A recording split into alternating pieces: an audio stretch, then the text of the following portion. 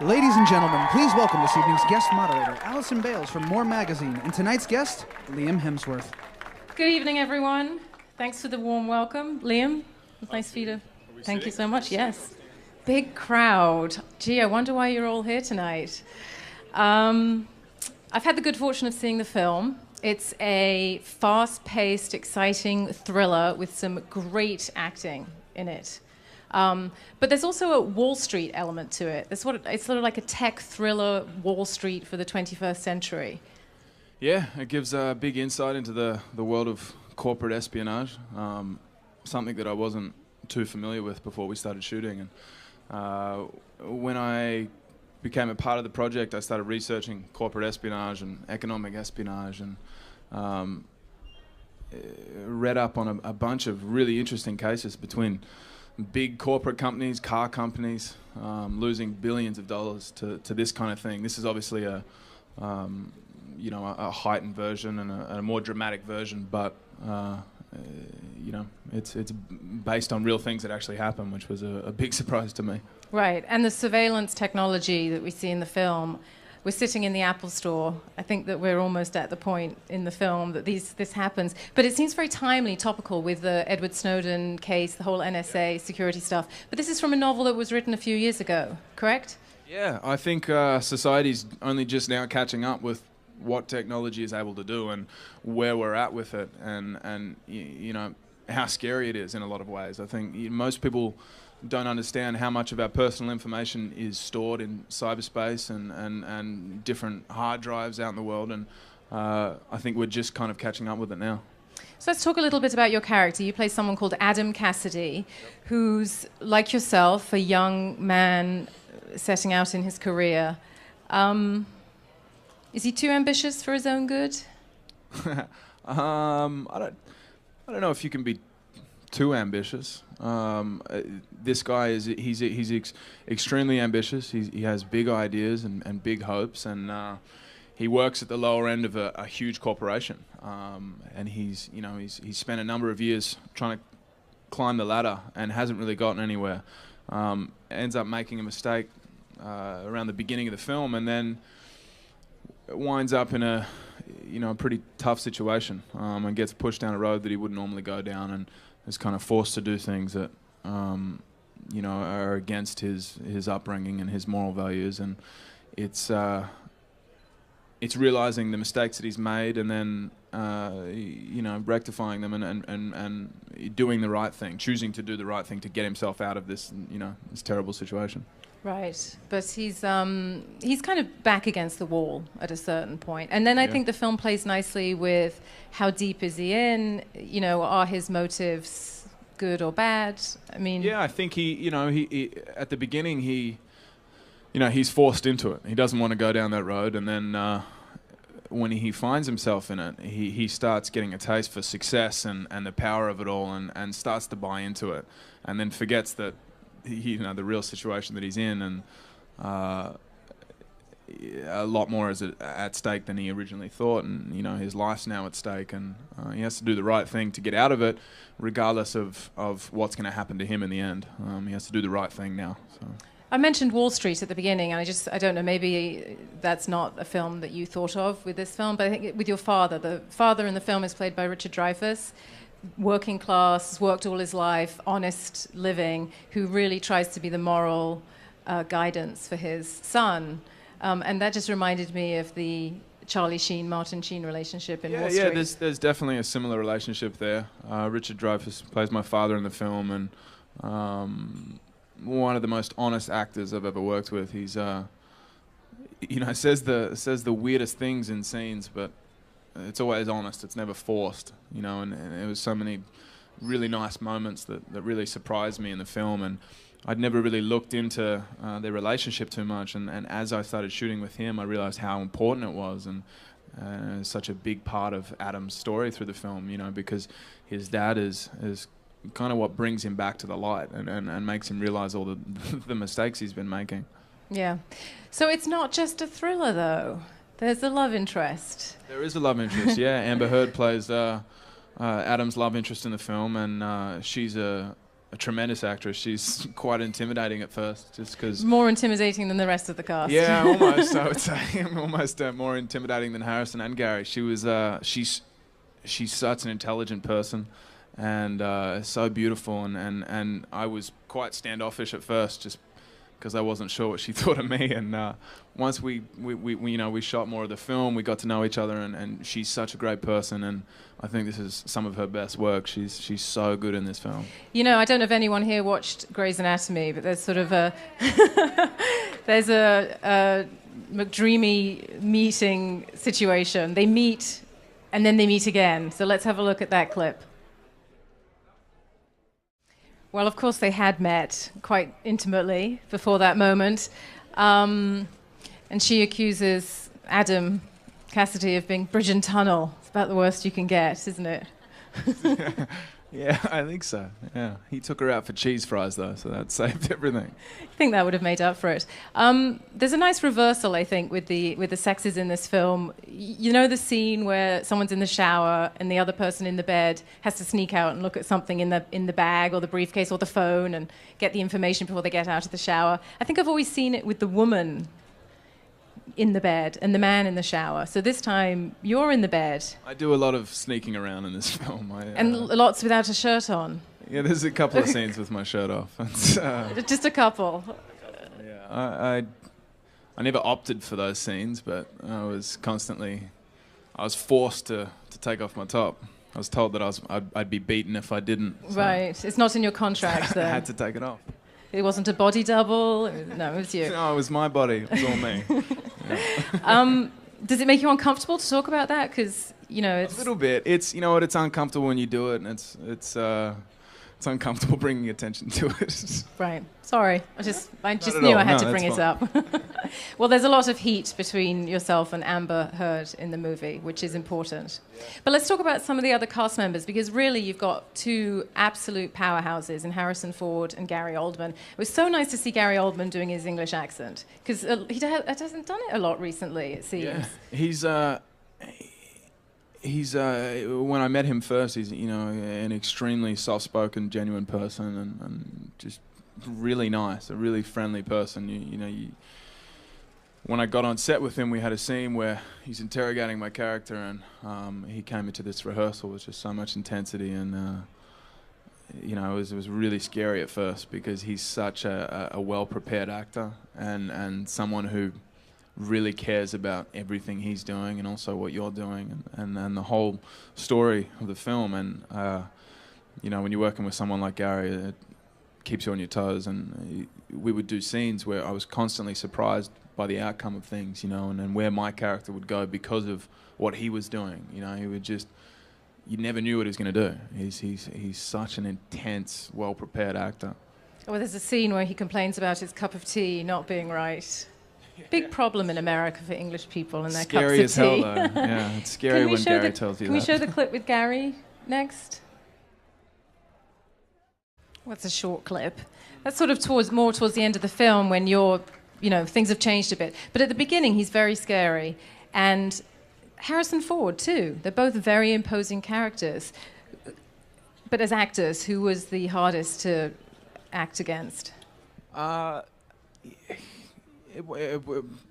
couldn't say who was harder to work with. They're both extremely giving actors. They're completely selfless when I work with them, and they were never. I never felt like they were trying to outact me or teach me something. They cared about my part of the story as much as their own, and that was, really grounding to see actors like them who have done so many films that still care about every part of the film. They weren't there for a paycheck or to succeed themselves anymore. It was really about the whole film, and they were both really great to work with. I was nervous about working with them coming into it, but being on set with them, they're just such great guys and really fun and quirky and enjoy making movies. What did you learn from them? Yeah, just seeing how they conduct themselves on set and how much they still care about film and how much they really care about every part of it, not just their own stuff, was really cool to see. Yeah. And Harrison Ford has a really interesting look in the film. Was that? Do you know if that was his idea or was that? It was his idea. Yeah. Nobody even knew he was going to come to set with a shaved head, and then I think a week before he turned up, he sent a photo to the director, and then Robert, the director, showed me a photo and he had a shaved head, and everyone kind of freaked out at first because it wasn't what was initially thought of, and then it works in the film. Yeah. I think we have a clip with Harrison with his shaved head and very trendy glasses. So let's talk about that. In the film, you have a complete new identity created for you and become a new person almost. Your whole digital history is reinvented. I mean, people do that. You know, that's something that's happening. People can invent themselves. They can portray themselves how they want to the world. Yeah, I think, you know, in the beginning he gets pushed down this road and he's not really sure about it. You know, it's something that he didn't set out to do. And then once he's in there, he kind of finds the fun in it.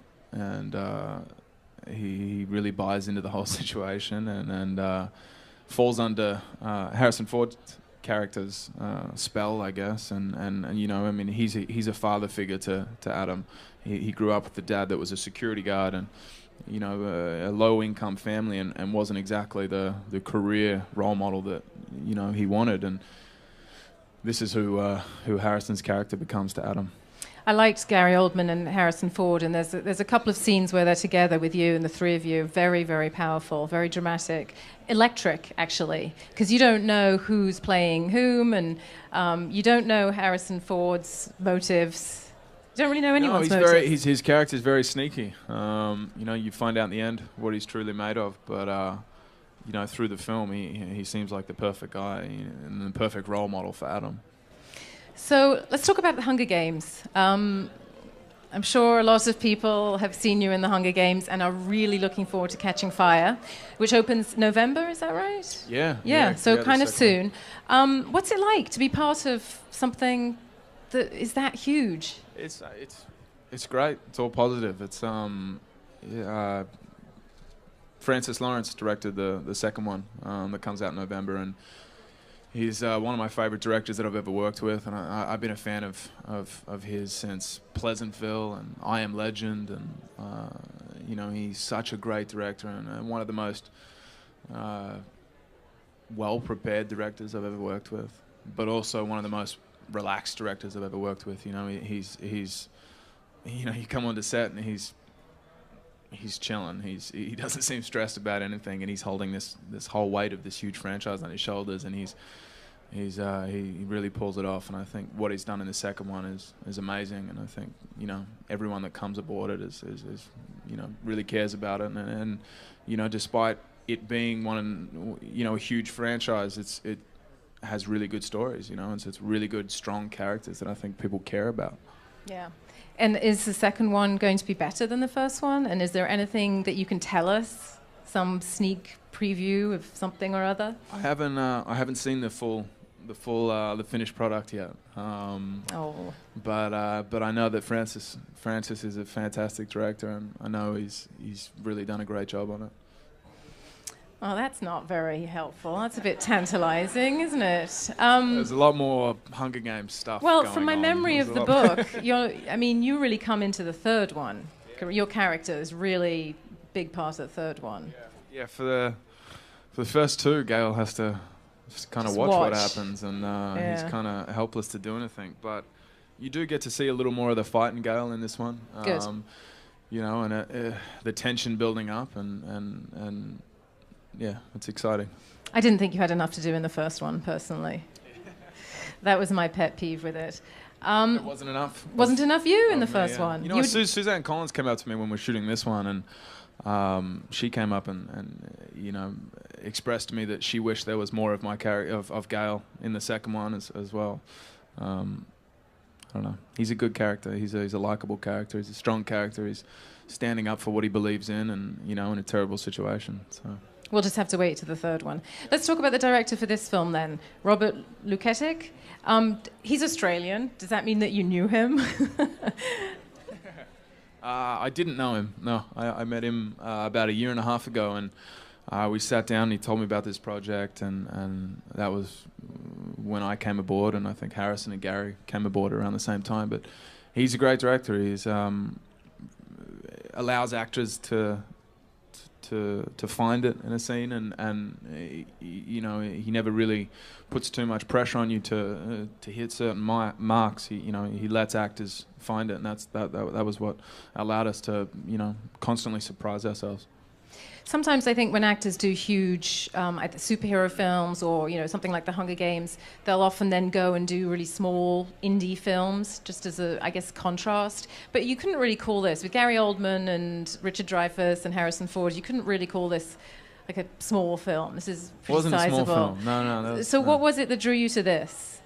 The whole concept. I found the whole world of corporate espionage really interesting. You know, something that I wasn't too familiar with, and once I started researching and you know, just reading into this script, it was, you have a bunch of very complex, interesting characters, which I think is always important in a script, and you know, the whole world of corporate espionage I think is quite interesting, and it also gives us a very relative idea of where we are with technology, you know, and I think allowing audiences to be aware of where we are with it. And it's exciting. It's a good thriller. It's a thriller. It's fast-paced. Yeah. So you're the youngest of 3 boys. You know what they say about the youngest child? The smartest? As well as that. No, there's a lot of pressure on the youngest child, isn't there, to sort of follow on the older brothers and to prove oneself. And did you feel that growing up? You've got 2 older brothers who are both actors.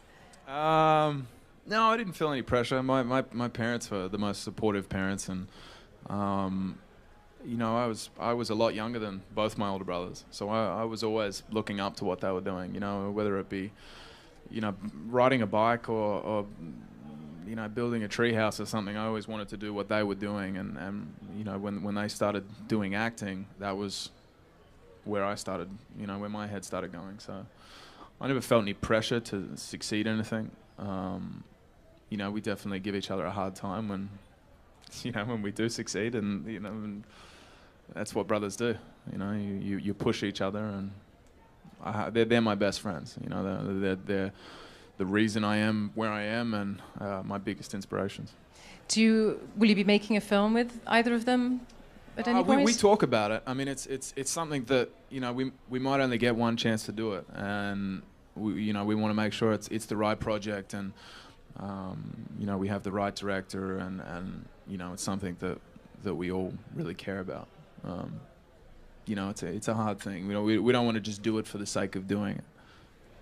I just read this, and maybe everyone knows this, I don't know, but I just read that you were originally called over to try out for Thor, for the part that went to your brother. That's true? Yeah. Originally, Chris wasn't even. We'd both auditioned for it, and I'd sent a tape over from Australia, and originally he wasn't even called back for a screen test. They said no to him, and it came down to me and 5 other people, and I honestly think it would have been uncomfortable if I had got the part. I'm 6.5 years younger than Chris, and at the time, when I'd been called back for a screen test and he wasn't even called back, you know, I joked to him. I said, "Well, I guess I'm just more of a man." But honestly, if I was to get that part over him, we might not be friends anymore. Does Thor have a brother? He does. He's got a very evil brother. Oh no, Loki. But does he have a nice brother? I don't think so. I Anyone? think it's just Loki. Oh, that's too bad. Otherwise, that could have been the movie you made together. Well, that's a funny story. Obviously, you have a friendly rivalry, perhaps, that goads you both on. I mean, now, you know, now that I didn't get the part, we can proceed as good friends. But yeah. All right. I think that we're going to go to the audience now. Hi, big fan. I have your bag. How are you? I was wondering how you got into acting and what's your advice for upcoming actors and actresses? Yeah. Ever since I was really young, I loved movies. You know, I think when I was under 10, I wasn't an extremely athletic kid. I watched every movie there was, and you know, from things like The Never-Ending Story to films that I wasn't even allowed to watch at the time, like Bloodsport and Kickboxer, and violent films that my brothers at the time were watching. But my mum was, she would never let me watch those kinds of things at that age. But I watched everything. I loved movies for some weird reason. And it wasn't until I was, I think, 16 or 17 that I think Chris, my brother Chris, was shooting a TV show at the time, and I went and watched him on, shooting this TV show. And I think I was 16 or 17, and it was the first time I'd ever been on a set before. And for whatever reason, something was lit inside me, and I decided to pursue it seriously, and I started doing acting classes outside of school, and just filled my head with as much knowledge on this career as I could. And then eventually that led to getting an agent and auditioning as much as I could for everything, and just trying to get experience. And then I did a few years of TV in Australia, and then eventually made my way over here. Yeah, I would say advice to young people that want to do acting, I'd say that nobody is going to have too much confidence in you. And no one is going to pat you on the back and say that it's a good idea.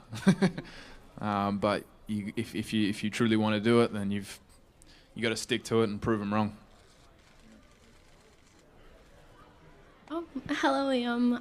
My question is, as you go through your filming and stuff, do you feel as though you make connections with your characters? And if so, has anything, surprised you in your actual life or done anything for you?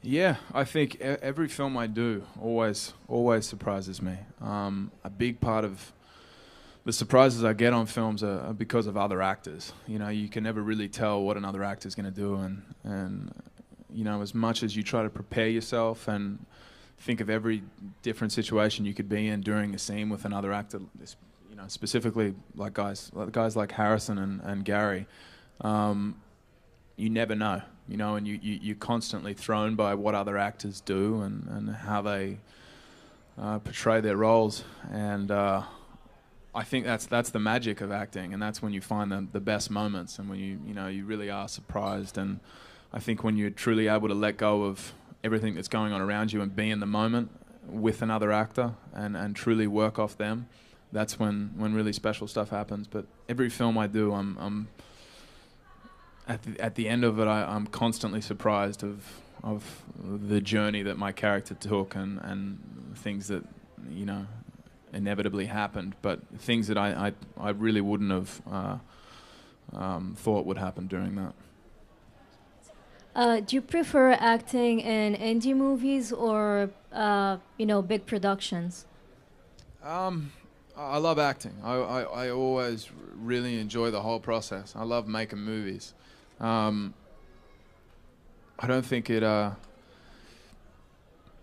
indie films usually, there's not a lot of money behind it. So the reason you're making that film is because you truly believe in it. And the reason that everyone else there is making the movie is because they truly believe in it. So when you find yourself in that situation, you're with a bunch of extremely passionate people that truly care about movie making. I've done a lot bigger projects, like the Hunger Games, and other things that have had a lot more money behind them. And I've been lucky that they've also been projects that people care about. I think the important thing regardless of how much money is behind the film, whether it's indie or a huge franchise like Hunger Games, is that you're doing it for the right reasons, and that you care about your character, and you care about the other characters, and when you work with people that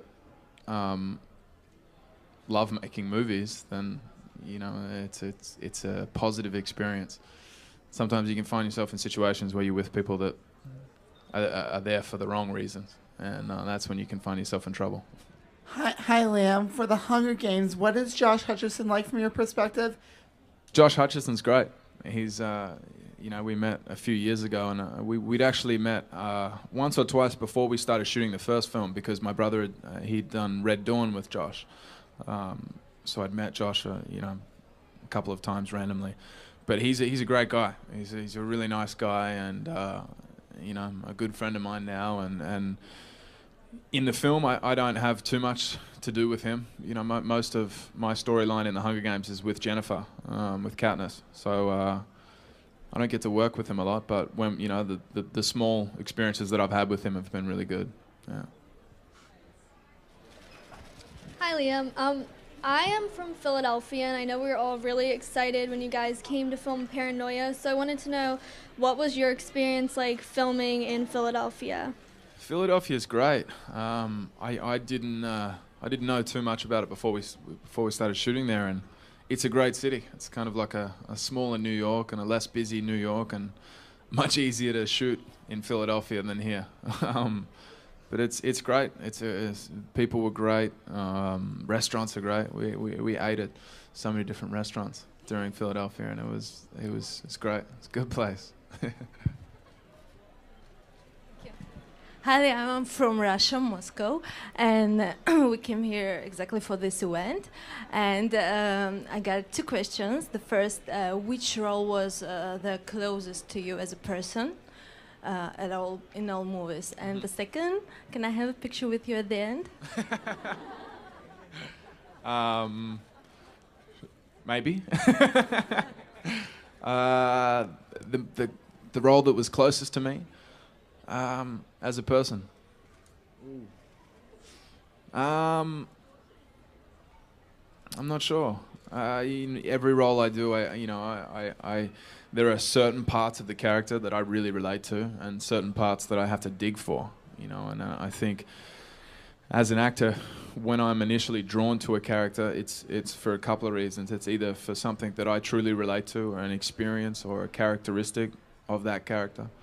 Or you know, I choose different characters because you know, I want to experience something else. You know, I want to look into the life of someone else and you know, go through different emotions and feel different things and learn different things. That's one of the things I love most about acting is I get to see a completely different perspective of a person. You know, and live their life for a short period of time, and you know, in a different way. But yeah. My question is, who's been your favorite co-star to work with in your career so far, and which actor, actress do you really want to work with in the future?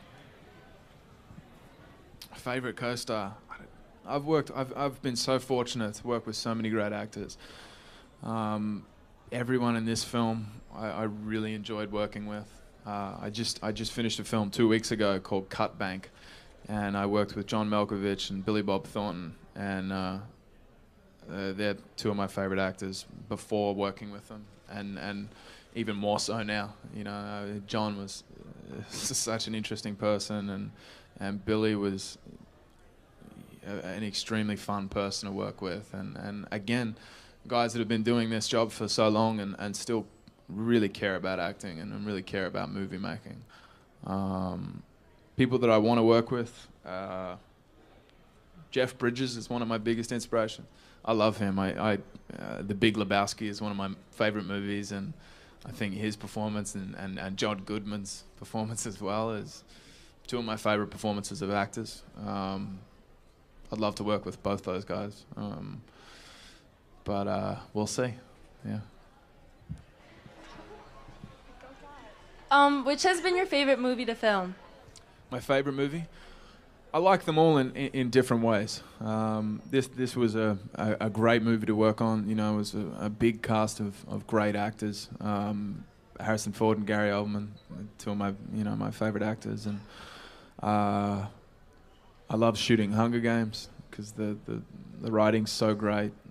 The act, you know, Jennifer is so great to work with. She's so much fun.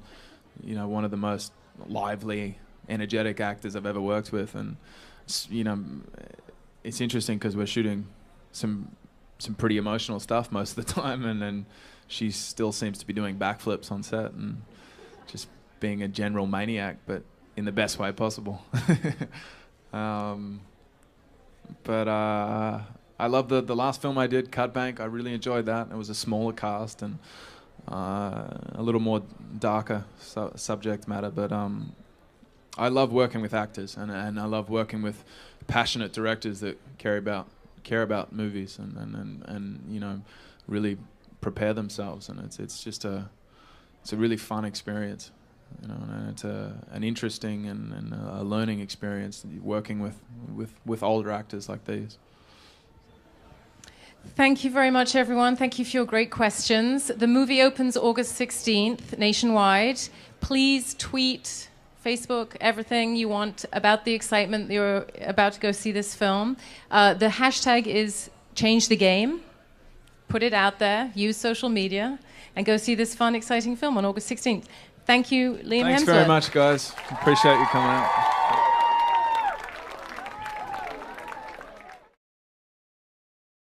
He's forced into it. He doesn't want to go down that road, and then when he finds himself in it, he starts getting a taste for success and the power of it all, and starts to buy into it, and then forgets that the real situation that he's in, and a lot more is at stake than he originally thought, and his life's now at stake, and he has to do the right thing to get out of it, regardless of what's going to happen to him in the end. He has to do the right thing now. So. I mentioned Wall Street at the beginning, and I don't know, maybe that's not a film that you thought of with this film, but I think with your father, the father in the film is played by Richard Dreyfuss, working class, worked all his life, honest living, who really tries to be the moral guidance for his son.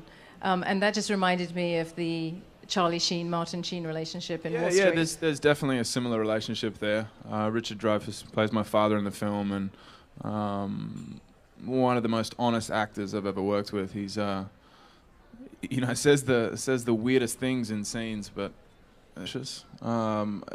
this guy he's extremely ambitious. He has big ideas and big hopes, and he works at the lower end of a huge corporation. And he's spent a number of years trying to climb the ladder and hasn't really gotten anywhere.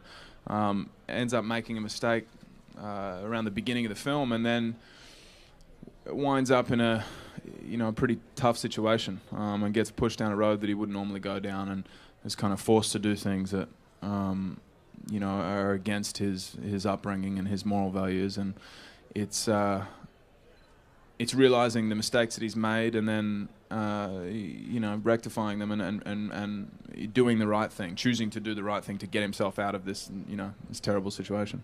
Right, but he's kind of back against the wall at a certain point, and then I think the film plays nicely with how deep is he in? Are his motives good or bad? I mean, I think he at the beginning he. Ladies and gentlemen, please welcome this evening's guest moderator, Allison Bales from More Magazine, and tonight's guest, Liam Hemsworth. Good evening, everyone. Thanks for the warm welcome, Liam. It's nice for you to. Thank you so much. Yes. Big crowd. Gee, I wonder why you're all here tonight. I've had the good fortune of seeing the film. It's a fast-paced, exciting thriller with some great acting in it. But there's also a Wall Street element to it. It's sort of like a tech thriller Wall Street for the 21st century. Yeah, it gives a big insight into the world of corporate espionage, something that I wasn't too familiar with before we started shooting. And when I became a part of the project, I started researching corporate espionage and economic espionage, and read up on a bunch of really interesting cases between big corporate companies, car companies, losing billions of dollars to this kind of thing. This is obviously a heightened version and a more dramatic version, but it's based on real things that actually happen, which was a big surprise to me. Right, and the surveillance technology that we see in the film, we're sitting in the Apple store. I think that we're almost at the point in the film that this happens. But it seems very timely, topical with the Edward Snowden case, the whole NSA security stuff. But this is from a novel that was written a few years ago, correct? Yeah, I think society's only just now catching up with what technology is able to do and where we're at with it, and how scary it is in a lot of ways. I think most people don't understand how much of our personal information is stored in cyberspace and different hard drives out in the world, and I think we're just kind of catching up with it now. So let's talk a little bit about your character. You play someone called Adam Cassidy, who's, like yourself, a young man setting out in his career. Is he too ambitious for his own good? I don't know if you can be too ambitious. It's always honest. It's never forced, you know. And there was so many really nice moments that really surprised me in the film, and I'd never really looked into their relationship too much. And as I started shooting with him, I realized how important it was, and it's such a big part of Adam's story through the film, you know, because his dad is kind of what brings him back to the light and makes him realize all the mistakes he's been making. Yeah. So it's not just a thriller, though. There's a love interest. There is a love interest, yeah. Amber Heard plays Adam's love interest in the film, and she's a tremendous actress. She's quite intimidating at first, just because... More intimidating than the rest of the cast. Yeah, almost, I would say. Almost more intimidating than Harrison and Gary. She was, she's such an intelligent person, and so beautiful, and I was quite standoffish at first, just because I wasn't sure what she thought of me. And once we you know, we shot more of the film, we got to know each other, and she's such a great person, and I think this is some of her best work. She's so good in this film.